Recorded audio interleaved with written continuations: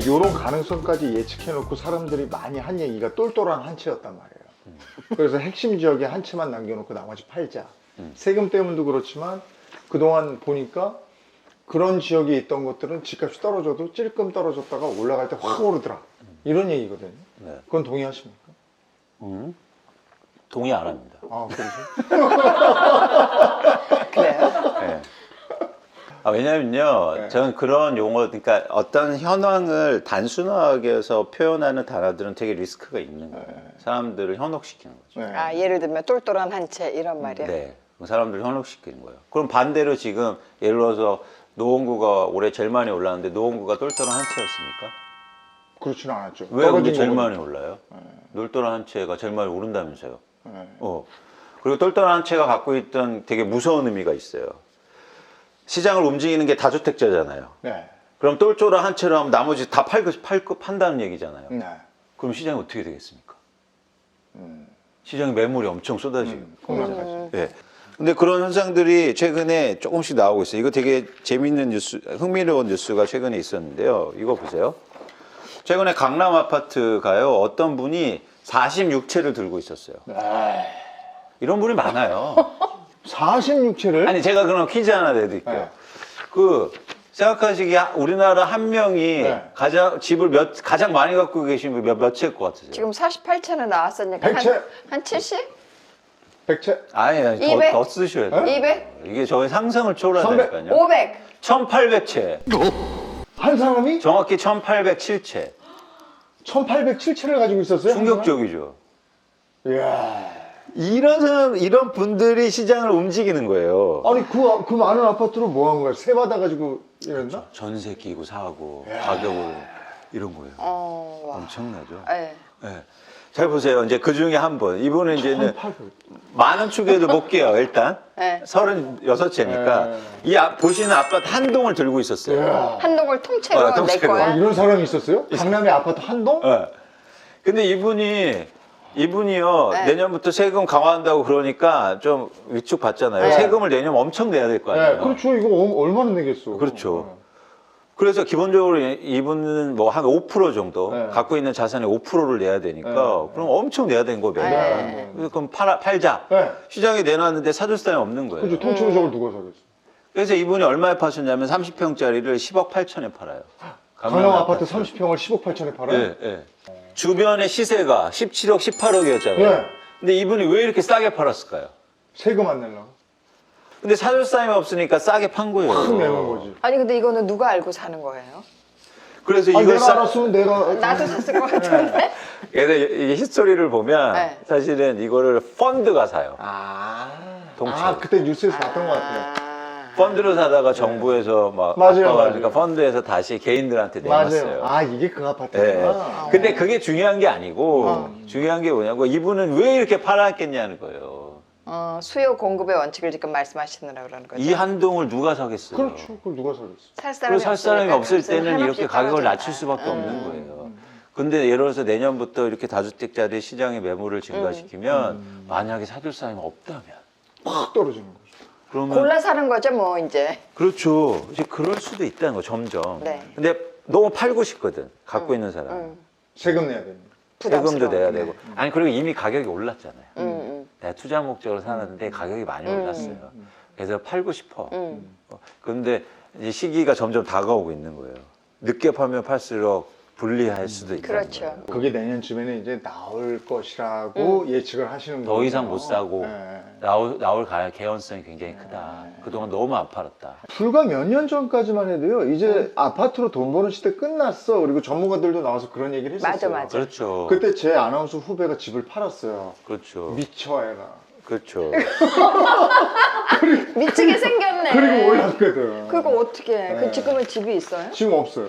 그러니까 더 미쳐. 힘드시죠. 다시 떨어지겠지만 기대하고 그치 있어요. 내년에 사셔야 되겠네. 그런 분들이 이제 심리에 조급한데 사실은 되게 흥미롭게 저희가 이제 시장을 정확하게 아셔야 될 게 집값이 계속 오르진 않는단 말이에요. 그렇겠죠. 그러니까 이렇게 보면 오르죠. 야, 한 10년 전에 뭐 10억이었어. 지금 20억이었어. 그러면 2배 오른 거잖아. 이렇게 생각하시 보시겠지만 10억이 5억 됐다가 7억 됐다가 뭐 12억 네. 됐다가 계속 이렇게 변화왔거든요. 네네네. 그러니까 이런 변화를 잘 읽으셔야지 세상이 선형으로만 움직이진 않잖아요. 그래서 그냥 일반적으로 사람들이 그냥 아무 때나 사서 버텨. 이렇게 얘기하는데 근데 그 아무 때나 사서 버티는 조건이 되려면 2가지가 필요해요. 하나는 무리하지 않을 것. 대출을 일으켜서 막 무리하게 사지 않아야 내가 되고. 급히 갚아야 되고 이런 돈이 없어야 그렇죠. 되고. 어. 그래서 갑자기 시장이 막 이렇게 급등했을 때 오르는 거 어쩔 수 없이 대출을 일으켜서 사는 거는 이제 실패할 확률이 되게 크다는 거고요. 두 번째는 뭐냐면 가격이 계속 이거 최근처럼 급등했을 때 사실 오르는 거 항상 위험하다. 라는 거죠. 그런 쫓아가지 마. 그렇죠. 그런 차원에서 이런 변화를 읽으셔야 돼. 아까 그러니까 이게 되게 아까 그런 뭘 그렇게 계속 찾으세요? 아니 제가 자료가 있으니까. 네, 자료를 보는데 자료가 너무 많아서 아, 제가 이렇게 딱딱 하나씩 내드리고 싶은데. 이거 안 찾고 이제 말씀드릴게요. 무슨 얘기냐면 아까 그런 해드릴게요. 그런 아파트도 이런 뭐 강남의 아파트가요. 한때는 강남의 구력 이래서 막 1년에 3, 4억씩 빠지던 기회가 그럴 때 있어요. 있었어요. 강남에 구력도 그게 들어갔어. 있었어요. 네, 그럼요. 2012년도 기사 같은 거 잘 보시면 네. 그래요? 그때 강남에 10억짜리 아파트가 막 7, 8억에 맞아요. 빠지거든요. 근데 뭐 그때 세계 경제 위기가 있었습니까? 뭐가 있었습니까? 그런데도 강남이 집값이 왜냐면 팔려는 사람들이 시장이 많으면 그리고 살려는 사람들이 없으면 그렇게 빠진다는 거죠. 그때는 사람들이 거들떠 보지도 않았어요. 제가 강남 아파트 돌아다 보면 매물만 엄청 많아요. 네. 심리가 그 희한하지? 그래서 그때는 리스트를 올려요. 리스트를 어떤 올리냐면 가서 저 이거 관심 있다 올리면 어떻게 얘기하냐면 얼마 떨어지면 전화 주세요. 이렇게 오면 전화가 와요. 실제 떨어지니까 전화가 와요. 그러면 어떤 마음이 드냐면 더 떨어질 것 같은데. 그렇죠, 심리가. 네. 그래서 통계치를 보면 집값이 오를 때만 거래량이 많아요. 내릴 때는 내릴 때는 거래량이 확 줄고. 거의 정말. 그런데 사실은 돈 버는 사람들은 그럴 때 집을 사는 그때. 자, 그러면 2021년에 부동산 관련해서 생각을 가지고 있는 우리 무주택자 분들을 위해서 네. 조언을 한마디 해주세요. 여러분 너무 심리에 쫓기지 안 하셨으면 좋겠다. 무리해서 집을 사시지 마시고 그래서 집을 결국에는 항상 고민하실 때 what보다 when이 중요해요. 어디에 사는가 중요하지 않아요. 언제 사느냐가 중요해요. 근데 언제 시점이 오고 있다. 그래서 사실 청약이라는 거 이런 부분에 대해서 아파트 분양이라든가 이런 부분에서 더 관심 가지시지 이렇게 구주택을 너무 비싼 가격에서 제발 무리해서 사지 마셨으면 좋겠다. 그러니까 when이라는 건 2가지 의미가 있어요. 하나는 변화를 잘 읽자는 거고 그리고 when은 내가 지금 살 수 있을 만한 때인가. 내가 이 가격을 감내할 만한 수준인가? 의 차원에서 when도 고민하셔야 된다는 거예요. 네. 그래서 그리고 집을 사실 때는 제발 과거는 중요하지 않아요. 저희가 뭐 주식을 하시든 여러분 투자를 하시든 내 집 마련하시든 미래의 변화가 중요한 거지 그동안 올랐어. 가 중요하진 않잖아요. 그동안 올라서 계속되는 건 없습니다. 그래서 여러분들이 좀 주의하셨으면 좋겠다. 제가 사실은 솔직히 말씀드리면 전 올해도 집값이 빠질 것 같았어요. 그래서 집 사지 말자, 좀 유의하자, 빚내서 하지 말자 이런 얘기를 드렸는데 그래서 1분기 때 집값이 막 좀 빠지는 거예요. 그래서 사람들이 저한테 연락 엄청 오더라고요. 그때 좀 빠졌어요. 네, 왜냐면 너 혼자 맞췄어. 막.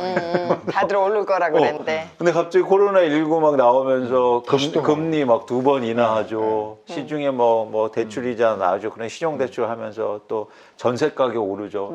임대차 보호법 나오니까 전세가 갑자기 급등하잖아요. 제가 임대차 보호법 나올 줄 어떻게 알았습니까? 그렇죠. 근데 물론 변명은 아니에요. 네. 변명은 아니고. 근데 저희가 1, 2년 집값을 얘기하는 건 아니잖아요. 조짐은 2020년에 있었다라는 얘기예요. 네. 근데 저희가 당장 내년도 집값이 사실 중요하진 않잖아요. 향후의 방향성이 중요한 그럼요. 거지. 그런 차원에서 지금 굉장히 위험한 구간이다. 그리고 여러분들이 주의하셨으면 좋겠다. 그리고 반드시 때는 옵니다. 좋았어요. 네. 좋은 말씀. 자, 이제 탐나는 상자를 열어주시죠. 네. 탐나자. 네. 이거 이렇게 꺼내. 네. 네. 네. 아, 아, 책 쓰셨어요? 네. 어. 제가 골든 골든 크로스. 크로스라는 책인데요. 제가 책 쓴 이유가요. 한번 제가 읽어드릴게요. 소수의 성취보다 다수의 행복을 위해 글을 썼습니다. 많은 분들이 투자를 통해 성공하고 다른 사람을 도우며 행복해지기를 희망합니다. 오, 예. 그래서 저는 좋은 말씀이네요. 세상을 투자로 보셨으면 좋겠어요. 세상을 투자로 봐. 그래서 그런 관점에서 제가 책을 썼습니다. 예를 들어서 투자로 관점을 보면요. 지금 예를 들면 집을 살 때가 아니에요. 그죠? 근데 어떤 식으로 사냐면, 그래, 내가 살 집이야. 딱 제 심리 상태인데. 그거를 버리셔야 돼요. 그런 마음으로 이런 자산 시장이 움직이지 않거든요. 어떡해. 한번 바꿔보자고요. 세상은 두 부류의 사람이 있습니다. 한 사람은 세상을 구매하고 소비하는 사람, 세상을 투자하는 사람. 세상을 투자로 보면 앵글이 달라져요. 그런 여러분들의 생각을 바꾸셨으면 좋겠다. 저희 간절한 마음, 많은 분들이. 알겠습니다. 이거 깨어나라, 깨어나라. 오늘 부동산에 대해서 확실한 그 가르침을 한번 받은 것 같은 네. 느낌이에요. 그리고 임혜진 누나도 깨어났답니다. 근데 이거 예. 각인이 되게 필요하세요. 예. 머릿속이 아주 복잡해지면 복잡해졌어요. 바빠지겠네. 빨리 가서 뭐 좀 알겠습니다. 해야 오늘 되겠는데. 부동산에 대한 오늘 현재와 미래까지 한번 네. 예측을 해봤습니다. 미래에셋 배우 수석 연구위원 이광수 위원과 함께했습니다. 고맙습니다. 네, 오늘 좋은 말씀 감사합니다. 감사합니다. 네, 감사합니다.